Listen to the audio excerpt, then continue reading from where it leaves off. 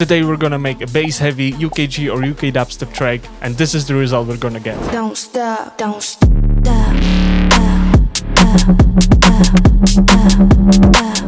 Don't stop, don't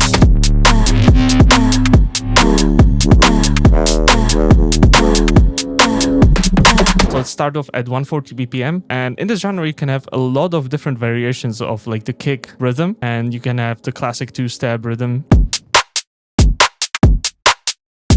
But I wanted to spice things up a bit, so I chose this rhythm.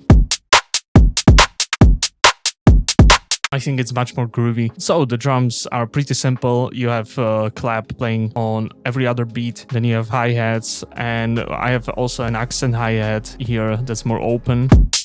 Here, as you can see, the percussion is slightly offset, and I wanted to add a bit of swing, a bit of groove in there, and that's used a lot in this genre. I laid out a quick idea with just a saw wave, and we're gonna do all the basses in there.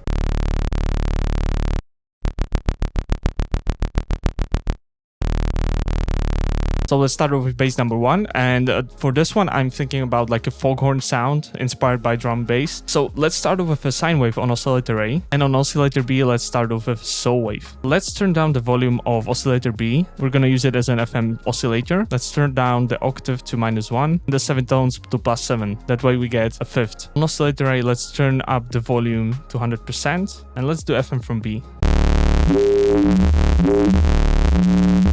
You can hear the FM and the harmonics coming in there. So I want a bit more harmonics in there, and especially a peak that's gonna distort later. That way we can get a very harmonic sound, and we can achieve this by adding a peak filter on the oscillator A. Let's use the peak 12 filter, turn up the resonance. Right now you can see it's not following the pitch of the note we play. So let's turn on key tracking. Now it's following. Let's turn down the cutoff to 308 Hertz. You can hear it's slightly detuned, but we want that. You're gonna see when we're gonna distort it. So let's turn up the fat so we don't lose a lot of the volume. And let's add a sub at -2 octaves to get back that fundamental frequency. Let's go to the effects section, turn on hyperdimension to get some width, and let's distort the sound. So let's use the tube distortion, and let's filter the high frequencies before we distort. We have to enable the pre on the distortion, and let's move it to, let's say, around 800. And let's turn up the drive. When we move the FM right now, we're gonna hear much more of a difference.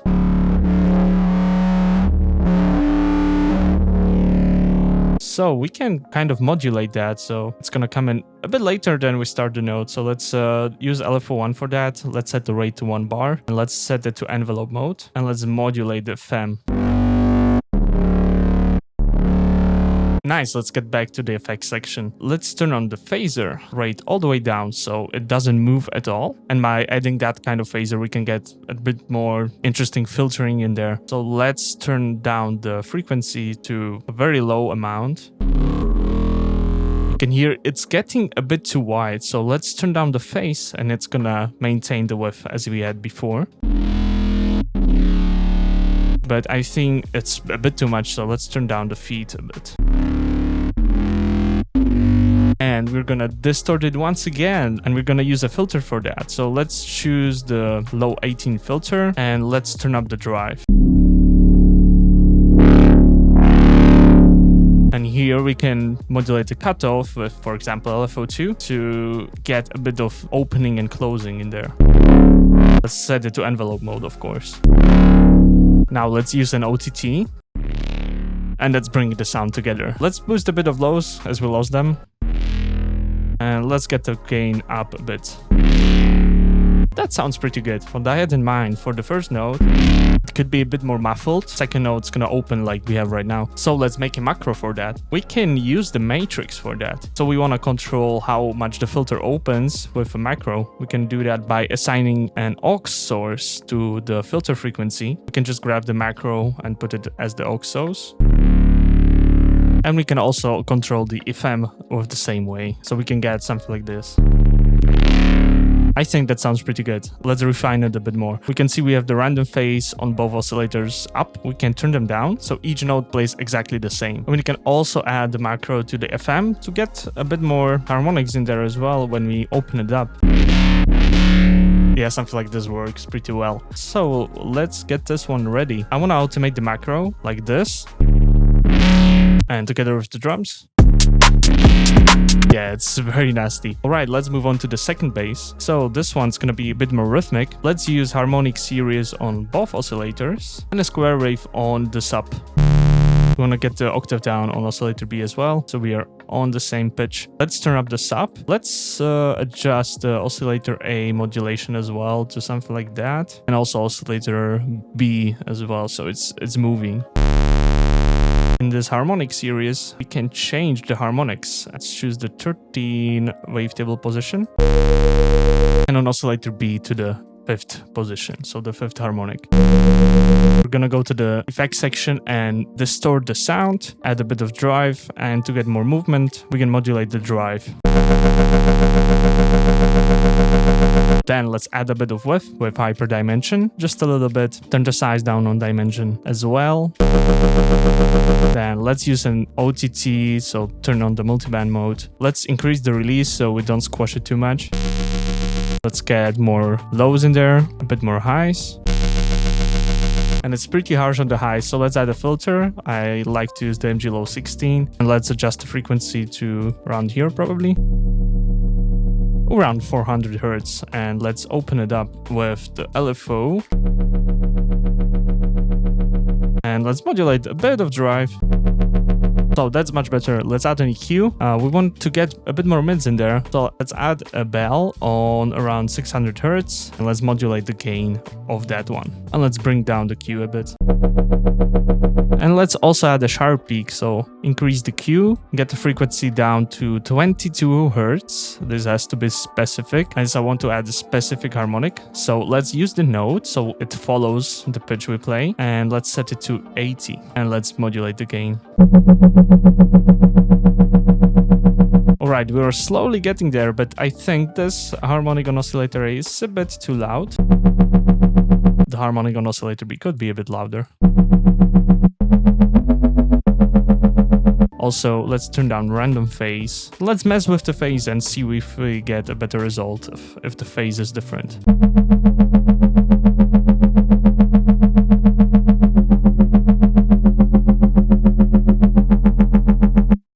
Yes, this is perfect. So I think I'm gonna modulate the sustain of the sound later, so let's make a macro for that. Let's assign macro 1 to the X value of LFO1 and also this X value of the last point of LFO1. And this is what it does basically. And in the matrix, we can increase it so it goes all the way up. And perfect, we can play around with that. Okay, let's see in the context. It's not bad. We can try to boost the gain of the compressor as it goes back into the filter. It's gonna get distorted a bit more. Let's turn down a bit of the master volume.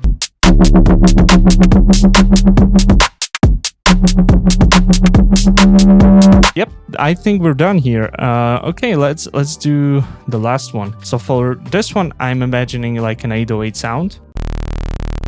So let's use the basic shapes on both oscillators, turn down the random phase first so we don't have to go back. So what we can do here, we can turn down the level of oscillator B. I want to use it as an FM later. What we can do, let's go to envelopes. We're going to use envelopes to get more punch in the sound. Let's turn down attack, decay, and sustain and release. And we're just going to use decay on this one. So let's assign envelope 2 to the master pitch. You can do that by dragging the envelope 2 as a source, and the destination should be from global master tune. Make sure you got the type to unipolar. Sometimes it goes to bipolar. We don't want that. And turn up the amount. That way we get a bit more punch in the sound.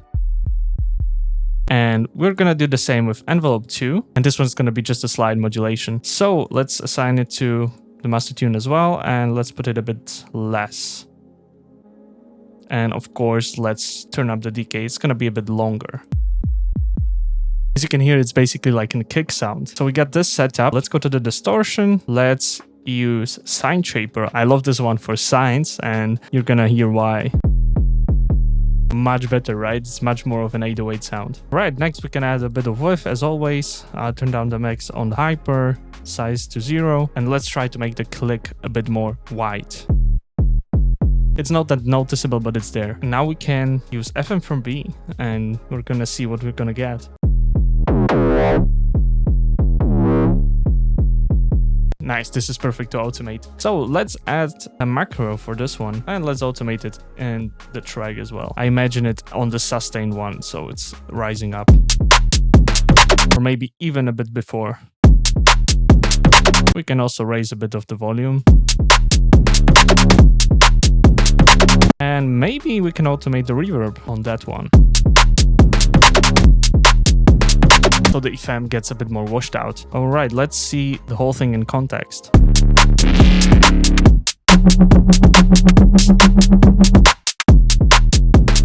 I think we still need a bit more volume on the 808. And yeah, we can start to mix it. So for simplicity, let's assign it to just one track. I think the sounds sound pretty good. I just like to use a clipper to make sure it's not clipping that much and it's not doing much on the master. And let's add it to the sidechain bus. This is my default setup. I'm just gonna get rid of the shaper box as we're gonna automate the volume. So we're gonna just simply use a balance to make the sidechain. And if you click on the point, you can add a double curve. This is much better for sidechaining purposes. You can just move it around and see what works.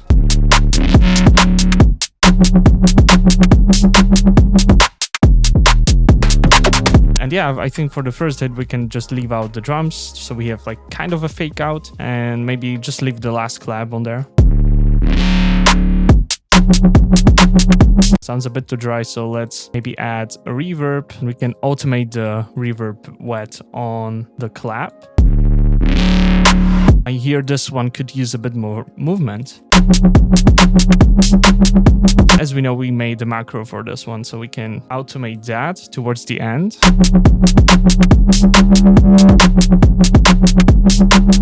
And we can also add some kind of reverb in there to fill up the gaps because it's a bit dry right now.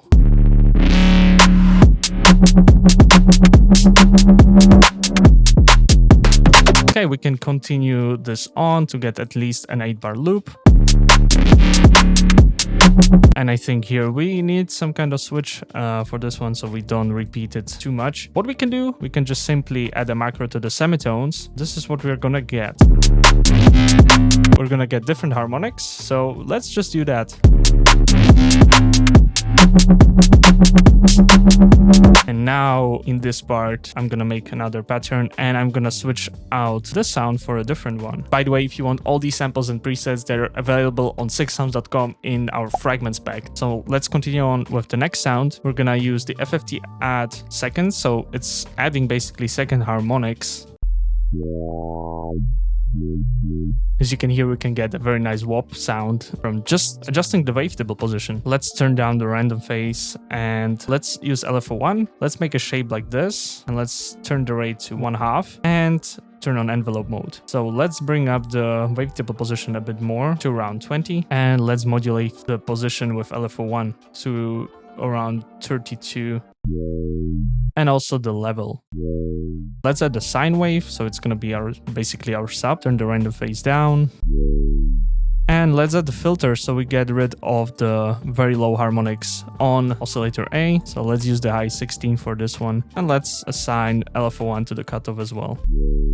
And also let's turn on key tracking and let's turn it down to around 70 Hz. Maybe add a bit of resonance. And add fats so we don't lose any volume. So let's distort the sound. Let's use the asymmetric distortion this time. From the get-go, it just sounds great. Maybe we can add a bit of dimension before that so we get a bit of width. Okay, let's add an EQ. Maybe we can boost a bit more of the mids and low mids. Yes, that sounds pretty thick. To get a bit more highs back, we can bit crush it. We can use sample hold minus filter for that one. Of course, that's a bit too much. So let's adjust the cutoff to go a bit higher. And let's turn the mix down a bit. Let's go a bit higher maybe. Maybe we can adjust the LFO a bit. Okay, let's see in context. Maybe we can add a bit more nodes here. We can add a sub to get a bit more lows back, make it direct out so it's not gonna get distorted. And we can maybe add a macro to the wavetable position to maybe automate it later. That actually sounded pretty good. Let's add this automation. Let's maybe switch it up here as well. Maybe we can add a different sound as well here. I'm just gonna make a very quick one. So let's use the basic shapes on both oscillators, turn the octave down to -2, turn up the semitones on oscillator B, turn down the level of oscillator B, and we can maybe get a faster LFO here, like 16 triplets, and assign it to the oscillator B level and oscillator A level just a bit to get a bit of movement. So let's add a bit of tube distortion, bit of hyper dimension, just a bit of width. Very quick sound, maybe it's gonna work. And we can turn mono and legato on with port time around 200 milliseconds to maybe glide across some notes. And maybe just a bit noise on top. I think the synths are basically done. Let's add a vocal and let's play back the whole track. And before that, I think we can turn the semitones to +4. I just listened to it and I think it sounds better. And let's listen to the final result. Don't stop, don't stop.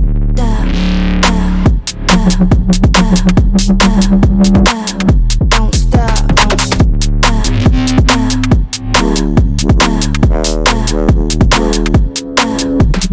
Right, so I hope you learned something new here. I wanted to go more deep in sound design in this video. I hope you like this concept, and yeah, see you in the next video.